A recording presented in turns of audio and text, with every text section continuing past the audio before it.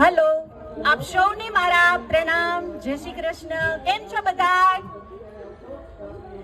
કોઈને મજા નથી અહીંયા? તો હા હોકારો કરો તો બોલવા વાળાને મજા આવે. કેમ છો બધા? મજામાં છો ને?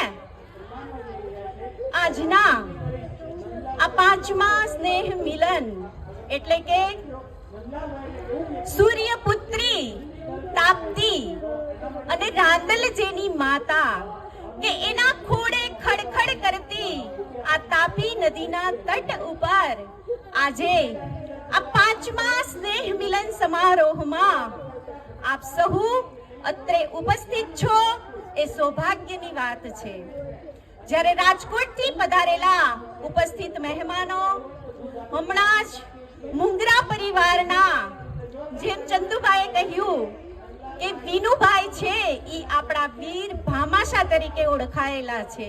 એવા વિનુભાઈ, અત્રે ઉપસ્થિત વડીલો, ભાઈઓ, બહેનો અને બાળકો, પરિવાર જ્યારે ભેગો થાય ને ત્યારે મારી શરૂઆત એક પંક્તિથી કરવા માંગુ છું કે સંબંધોના ઝરૂખે ફૂલ અહીં ખીલ્યા છે, સંબંધોના ઝરૂખે ફૂલ અહીં ખીલ્યા છે, જ્યારે અહીં વેઢે ગણાય એવા વડીલો મળ્યા છે અને ભર ઉનાળે ભીંજવી દે પ્રેમથી લાગણીથી એવા અમૂલ્ય લોકો અહીંયા આપણને મળ્યા છે. આ છે પરિવાર. તો પરિવાર કોને કહેવાય? જ્યારે આ 5 આંગળીઓ છે ને આપણી, એમાં બધા લડતા હતા કે હું મોટો. ત્યારે અંગૂઠો છે ને એ મસ્ત બતાવે છે કે હું એક એવું શાસન છું કે હું કોઈને આમ કહી દઉં ને તો ઓલ ધ બેસ્ટ થઈ જાય, અને આ જ અંગૂઠાથી હું કોઈને આમ કહી દઉં એટલે ટાઈ ફિસ થઈ જાય, અને આ જ અંગૂઠો હું કોઈના સ્ટેમ્પ પેપર ઉપર લાગી જાઉં તો હું ઈ દસ્તાવેજનું નામ બદલી નાખું એટલી મારામાં તાકાત છે. ત્યારે આ આંગળી કહે છે કે તું રેવા દે. જ્યારે 5 વર્ષે ચૂંટણી આવે ત્યારે આ જ આંગળીથી હું બ્લુ બટન દબાવું એટલે આ દેશના રાજાને પણ હું બદલી નાખું છું. ત્યારે આ આંગળી કહે છે કે તમે બંને રેવા દો, હું તો બધાથી મોટી છું એટલે વર્ચસ્વ તો મારું જ હોય. ત્યારે અનામિકા નામની આંગળી કહે છે કે તમે ત્રણેય રેવા દો. જ્યારે હું દેશનો રાજા ચૂંટાય કે કોઈ રાજ્ય તિલક થાય, જ્યાં સુધી હું આ આંગળીથી એને તિલક ન કરું ત્યાં સુધી એ રાજા રાજ્ય ભોગવવાને માટે અધિકાર નથી. જ્યારે સૌથી નાની ટચલી આંગળી કહે છે કે તમે બધા રહેવા દો, ઇમરજન્સીમાં તો હું જ કામ લાગુ છું. પણ તમે હસો છો એ મતલબ નથી એનો મતલબ તો શ્રી કૃષ્ણ ભગવાને ઉપરથી લખીને મોકલ્યો છે. કેમ કે શ્રી કૃષ્ણ ભગવાનને ખબર હતી કે જ્યારે પરિવાર મળશે ને ત્યારે ઓલો કહેશે હું મોટો, તો બીજો કહેશે હું મોટો, ત્રીજો કહેશે હું મોટો. એટલે એને ગોવર્ધન પર્વત ઉઠાવવા માટે આ ટચલી આંગળીનો ઉપયોગ કરી, અને કોઈ નાનાનું મહત્વ નથી કે કોઈ મોટાનું મહત્વ નથી, એ કૃષ્ણ ભગવાને સમજાવ્યું છે ગોવર્ધન પર્વત ઉઠાવીને. ત્યારે 5 આંગળીઓ જ્યારે લડતી હતી ને ત્યારે કોઈ વડીલ પાસે જાય છે. કહેવાય કે કોર્ટના જે કેસ લડે એને વકીલ કહેવાય, કોર્ટના જે કેસ લડે એને વકીલ કહેવાય, અને પરિવારના જે સોલ્યુશન લાવે એને વડીલ કહેવાય. માટે 5 આંગળીઓ વડીલો પાસે જાય છે અને વડીલને કહે છે કે તમે બતાવો કે અમારા 5 માંથી મોટું કોણ છે. ત્યારે વડીલ એને સલાહ આપે છે કે તમે 5 આંગળીઓ ભેગી થઈ અને જો કોકને જમાડશો તો એના જે જમવાની તૃષ્ણા છે એ તૃપ્ત થશે. અને એ જ પાંચે આંગળીઓ વચ્ચે તમે કોઈને ગ્લાસથી પાણી પાસો તો એની તૃપ્તિ થશે. અને એ જ પાંચે આંગળીઓથી તમે કોઈના ખંભા ઉપર હાથ મૂકશો મુશ્કેલીમાં હોય ત્યારે તો એનો ઈ સહારો બની જશે. અને એ જ પાંચ આંગળીઓથી જે તમારી સામે નથી બોલતું એને તમે હાથ આપશો એટલે ઈ તમારી સાથે બોલતો થઈ જશે. અને એ જ પાંચો આંગળીઓ ભેગી થઈ અને તમે કોકને મુક્કો મારશો તો એનો ભૂક્કો બોલી જશે. આ પાંચ આંગળીની તાકાત છે. એ જ પરિવાર બતાવે છે કે તમે જેટલા ભેગા રહેવામાં મજા છે ને એટલી એકલા રહેવામાં મજા નથી. ત્યારે અહીંયા ભાઈઓ બેઠા છે તો મારે એક વાત ભાઈની પણ કહેવી છે કે ભાઈ કેવો હોવો જોઈએ. કે જ્યારે રામ અને રાવણનું યુદ્ધ ચાલતું હતું ત્યારે રામ પણ સક્ષમ અને રાવણ પણ સક્ષમ. રામ જેવા તીર મારે એવું રાવણનું એક માથું જાય તો એક માથું લાગી જાય, એક માથું જાય તો એક માથું લાગી જાય. એટલે એની બાજુમાં વિભીષણ જઈ અને કહે છે રામને કે હે પ્રભુ, વિભીષણ કહે છે રામને, હે પ્રભુ, રાવણની નાભીની અંદર અમૃતનો કુંભ છે અને જો તમે એને 31મું બાણ મારશો એટલે ઈ કુંભ એની નાભીમાંથી ઢળશે ત્યારે જ રાવણનું મૃત્યુ થશે. એટલે આ વાત વિભીષણની સાંભળી અને રાવણની નાભીની અંદર રામ 31મું બાણ મારે છે અને રાવણ કક્કડ ભૂસ થઈ અને નીચે ઢળે છે. જેટલી વખત રાવણ રામને મળ્યો ત્યાં સુધી એને પ્રભુ નથી કીધા, એને વનમાળી કહીને બોલાવતા હતા. પણ જ્યારે એ મરણ સૈયાએ પડ્યો ને રાવણ, ત્યારે એને શ્રી રામને પ્રભુ કહીને બોલાવ્યા કે હે પ્રભુ, હું આટલો શક્તિશાળી છું કે હિમાલય પર્વતને હું મારા હાથમાં રાખું છું. અને માતા પાર્વતી પણ મને એવું કહે છે કે જો તમારે રાવણ સાથે કાંઈ વાતચીત કરવાની હોય તો તમે રાવણને અહીંયા લાવતા નહીં, કેમ કે રાવણ હિમાલયમાં આવે છે ને તો આખા હિમાલયને ધ્રુજાવી દે છે. એટલે રાવણ કહે છે કે હું હિમાલયને પણ મારા હાથમાં રાખું છું, 9 ખંડોને હું મારા ખાટલે રાખું છું અને પવન વાય છે તો એ પણ મને પૂછીને વાય છે કે હું ઉત્તર દિશામાં જાઉં કે દક્ષિણ દિશામાં જાઉં. હું આટલો ભાગ્યશાળી હતો છતાં તે મને કેવી રીતે માર્યો?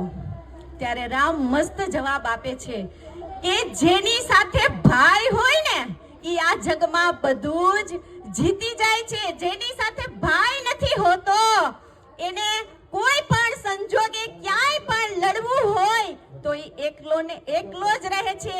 માટે જ્યારે પણ સાથ અને સહકારની જરૂર પડે ત્યારે ભાઈ સાથે હોવો જોઈએ. જ્યારે રામ વનમાં આવ્યા ને, સીતા, લક્ષ્મણ અને રામ, ત્યારે વનમાળીની જે વનદેવી હોય ઈ પૂછે છે કે પ્રભુ, હું તમારી શું સેવા કરી શકું? ત્યારે રામ પ્રભુ એને મસ્ત કહે છે કે હું ચાલી અને આ વનમાં આવ્યો ને તો રસ્તામાં કેટલા કાંટા હતા. તમારે જો મારું કામ કરવું જ હોય તો તમે આ કાંટાને રસ્તામાંથી ઉઠાવી લ્યો. ત્યારે વનદેવી તો હસવા લાગે છે કે અરે પ્રભુ, તમે આ કેવી વાત કરો છો?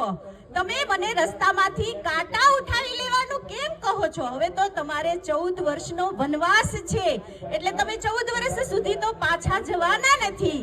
ત્યારે વનદેવી હસતા હસતા કહે છે ને, એટલે રામ પ્રભુ એને કહે છે કે જેવી મારા ભાઈ ભરતને ખબર પડશે કે મારા ભાઈને વનવાસ થયો છે એટલે ઈ ઉઘાડા પગે દોડતો આવશે, એના રસ્તામાં એને કાંટા ન લાગે એટલા માટે હું આ કાંટા તમને ઉઠાવવાનું કહું છું. આવો ભાઈ હોવો જોઈએ કે હું આજે તકલીફમાં છું પણ મારા ભાઈને તકલીફ ન પડવી જોઈએ. અને બીજી વાત, અહીંયા યુવા વર્ગ બેઠો છે ત્યારે મને એક વાત પણ કહેવાની મન થાય છે કે સવાર, બપોર અને સાંજ, બાલ્યાવસ્થા, યુવાવસ્થા અને વૃદ્ધાવસ્થા, સેકન્ડ કાંટો, મિનિટ કાંટો અને કલાક કાંટો, કોઈ દિવસ કોઈની રાહ જોતો નથી. એટલે યુવાન વર્ગને મારે એટલું જ કહેવાનું છે કે તમારું જે કાંઈ લક્ષ્ય હોય એના ઉપર તમે ટકી રહેશો તો જ તમે સફળ થશો. કે સિદ્ધિ જેને જય વરે તે પરસેવે નહાય, કે મહેનત વગર આ દુનિયામાં કાંઈ મળતું નથી. એક વખત પગથિયાનો પથ્થર અને મંદિરમાં બેઠેલી મૂર્તિ આપસમાં બંને વાતો કરે છે. પગથિયું મંદિરના ભગવાનને પૂછે છે કે હે ભગવાન, તમારે કેવું સારું, રોજ રોજ તમને ભક્તો આવે, નવો પ્રસાદ લાવે, નવા હાર પહેરાવે, અને મારે તો રોજ ગંદા ચપ્પલ પહેરી અને બધા જ મારા પગથિયામાં ઉતારે છે. ત્યારે ભગવાન પગથિયાને સમજાવે છે કે તું પણ પથ્થરમાંથી બનેલો અને હું પણ પથ્થરમાંથી બનેલો. આપણા બેમાં ફરક એટલો છે કે જ્યારે તને છીણી મારી અને શિલ્પીકાર મૂર્તિ કરવા માટે તને છીણી મારતો તો તું ત્યારે રાડો પાડતો તો, એટલે તને કાપી અને પગથિયામાં મૂકવામાં આવ્યો છે. અને એ જ શિલ્પીકાર જ્યારે મને છીણી મારી અને કોતરતો તો મેં સહન કર્યું, એટલા માટે આજે હું મંદિરમાં પૂજાઉં છું. એટલે જ કહું છું કે જીવન જીના આસાન નહીં, જીવન જીના આસાન નહીં, बिना संघर्ष कोई महान नहीं, बिना संघर्ष कोई महान नहीं. जब तक न पड़े हथौड़े की चोट, जब तक न पड़े हथौड़े की चोट, तब तक पत्थर भी भगवान नहीं, तब तक पत्थर भी भगवान नहीं. ભગવાન બનવું હોય તો એને પણ હથોડા ખાવા પડે છે. તો તમે અને હું આપણે મનુષ્ય તરીકે અવતરેલા છીએ, માટે આપણે આપણા લક્ષ્યને વળગી રહેવું જ પડશે. આજે રાજનની જ વાત કરીએ હમણાં, એ છોકરો 0.5% નહીં, ખાલી પાછળના 5 પોઈન્ટ માટે ઈ ફેલ થયો હતો. ત્યારે એમના મમ્મી મને કહેતા હતા કે હવે તો રાજનનું શું થશે, અમને ચિંતા થાય છે. ત્યારે મેં એને કીધું તું કે જ્યાં સુધી બાળકનું લક્ષ્ય હોય ત્યાં સુધી આપણે એને કોઈ દિવસ રોકવાનો નહીં, કેમ કે હંમેશા ધીરજના ફળ મીઠા જ હોય છે. જ્યારે અહીંયા સ્ત્રીઓ બેઠી છે,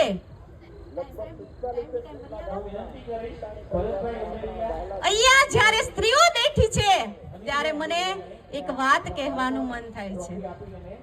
આપણે ભાઈ શ્રી અતુલભાઈ તો ઘણું બધું કીધું, પણ છતાં મારાથી રહેવાતું નથી કે આજની આ સ્ત્રીઓ છે, માતાઓ છે, એને મારે એટલું જ કહેવાનું છે કે આજનું બાળક છે એ આવતીકાલનું નાગરિક છે.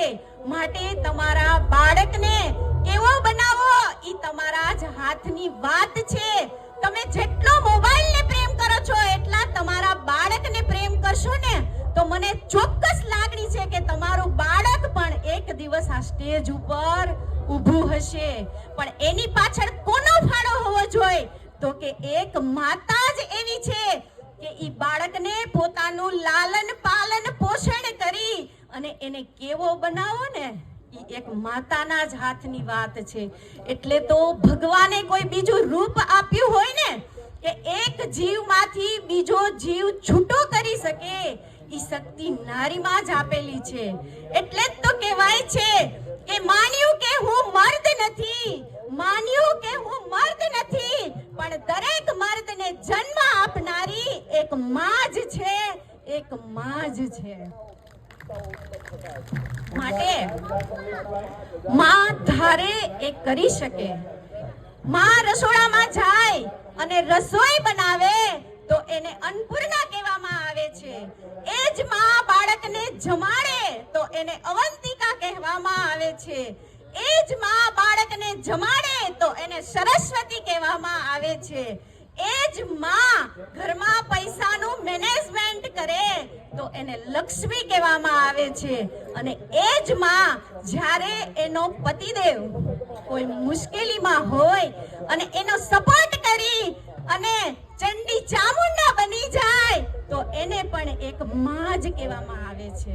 તો માં કેવી હોવી જોઈએ? તો કહે છે કે માં ધારે તો ઘરને સ્વર્ગ પણ બનાવી શકે અને માં ધારે તો સ્વર્ગને નર્ક પણ બનાવી શકે. એટલે જ તો કહેવાયું છે કે बिजली चमकती है तो आकाश बदल देती है, बिजली चमकती है तो आकाश बदल देती है, आंधी उठती है तो दिन एक रात कर देती है, जब गरजती है नारी शक्ति तो इतिहास बदल देती है, इतिहास बदल देती है. આ નારીની અંદર તાકાત છે કે નારી જ્યારે જે વસ્તુ ધારે એ ઘરની અંદર કરી શકે છે. અને આજે આપણે જોવા જઈએ તો વડીલો અહીંયા બેઠા છે ને, એટલે મને એ પણ કહેવાનું મન થાય છે કે વડીલો જ્યારે આપણા ઘરની અંદર રહેતા હોય ત્યારે એની ચોકસાઈથી લઈ અને મોટા ઘરમાં એ જ ઝઘડા થતા હોય છે. એટલે જ તો કહેવાનું મન થાય છે કે એને સ્વીકાર કરતા શીખો. તમે એને સ્વીકાર કરતા શીખશો એટલે 50% તમારું સોલ્યુશન નીકળી જશે. કહેવાનું મન તો ઘણું છે પણ હજી આપણને પ્રોગ્રામ પણ બાકી છે. એટલે નેક્સ્ટ ટાઈમ પાછું મુંગરા પરિવારનું સ્નેહ મિલન હોય ત્યારે હું દરખાસ્ત કરું છું કે થોડુંક વહેલું સ્ટાર્ટ કરી અને મને થોડોક સમય વધારે આપજો. વધારે ન કહેતા અહીંયા જ મારી વાણીને હું વિરામ આપું છું.